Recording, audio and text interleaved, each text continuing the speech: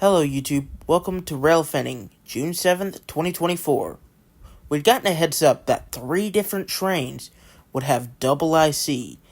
M335 had double Illinois Central trailing, which is a train that goes between Memphis, Tennessee and Gary, Indiana.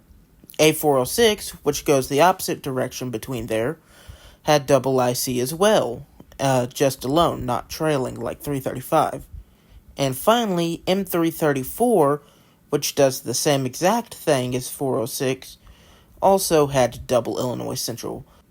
And now that makes 3 trains with 2 Illinois Central units each, 3 manifests. So of course, we had to get some of those. Setting up in halls, we wait for the first 2. M335 never made an appearance though and kept getting held up, and A406 we learned was near us, but had gotten caught by slow order, so it took a while to get into halls. Meanwhile, though, we check out the caboose there. Illinois Central Caboose 199813 has definitely had some creative liberties taken in repainting it. Very creative liberties, as you can see by this Illinois Central Death Star logo that is not correct. It's still a very cool caboose though, and if you're in the area, I do recommend checking it out. I mean, it's trackside, you can get a cool shot of an Illinois Central caboose with the train, like I tried to do. This is the Halls Caboose Museum in Halls, Tennessee, if you want to check it out. Anyways, M334 was now approaching close, and I could hear the horn in the distance, so it's time to get set up.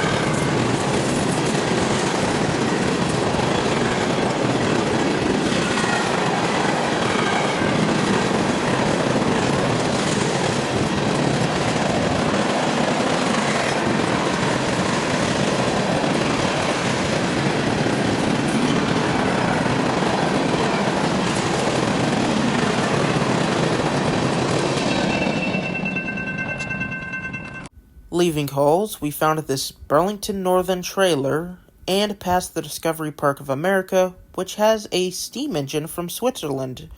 Anyways, we went by the Union City Terminal to photograph those PRLX locomotives, and then went by Fulton, Kentucky, trying to find M334, which we eventually did find it, sitting south of Fulton.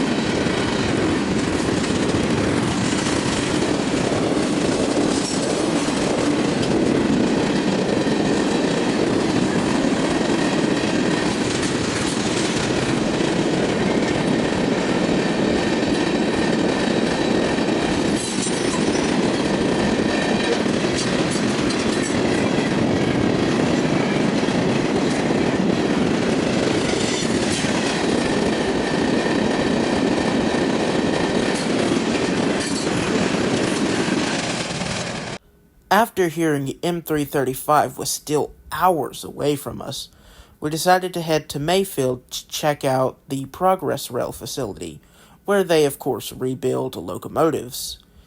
I'm not sure what 3863 or 217 is. Does anyone know? Please tell me in the comments. I don't know what railroad they're from.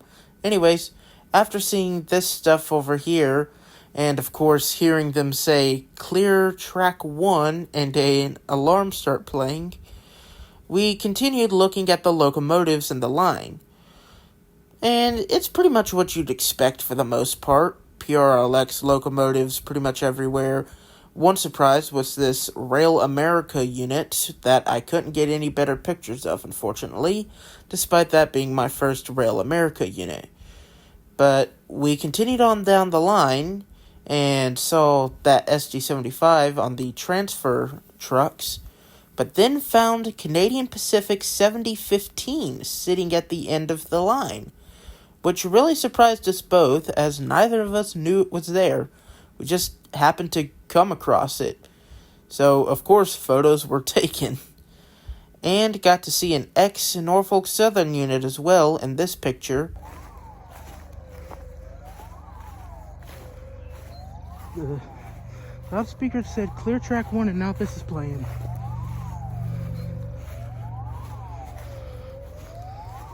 Next, we continued to Princeton, Kentucky, to see the Paducah and Louisville Railroad, one of our favorite short lines.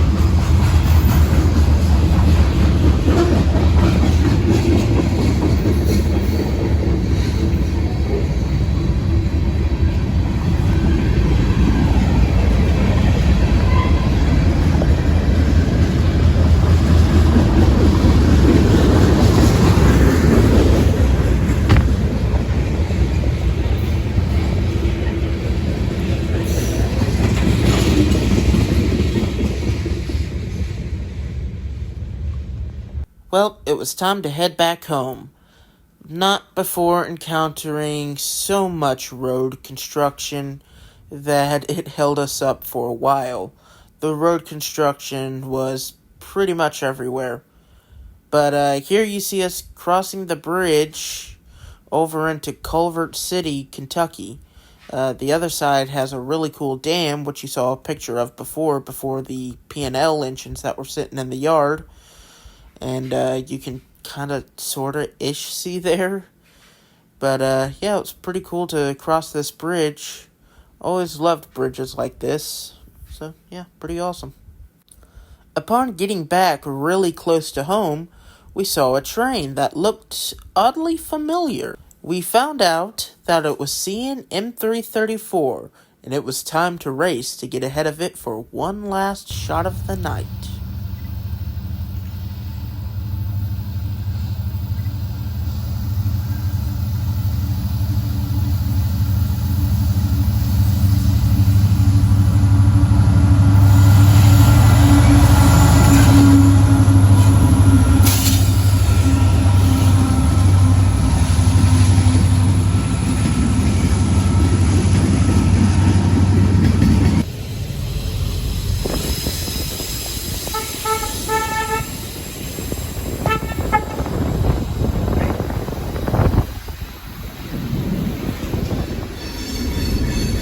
It's an armadillo. Anyways, hope you enjoyed this video, and if you did, stay tuned, because next time, we're going to see all 4 of those IC units again, this time on the same exact train. Anyways, also please consider leaving a like and subscribe, and goodbye.